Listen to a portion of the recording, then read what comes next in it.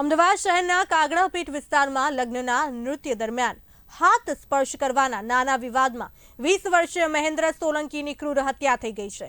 પોલીસે હત્યાના સંદર્ભમાં બુધવારે 4 આરોપીની પોલીસે ધરપકડ કરી છે।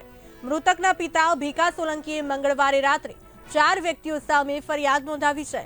કાગડાપીઠના પોલીસ ઇન્સ્પેક્ટર S.A. ગોહિલે જણાવ્યું હતું કે આરોપી ભરત રાઠોડ, અમિત સંધાવ, જયેશ રાઠોડ અને જિગ્નેશ સંધાવે મહેન્દ્ર પર તીક્ષ્ણ હથિયારથી હુમલો કર્યો હતો।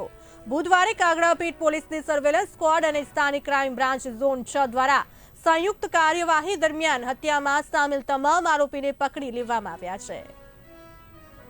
ગઈકાલે રાત્રે 10:30 વાગ્યાના અરસામાં કાગડાપીઠ પોલીસ સ્ટેશન વિસ્તારમાં મજૂરગામ 3 રસ્તા પાસે એક ચાલી આવેલી છે।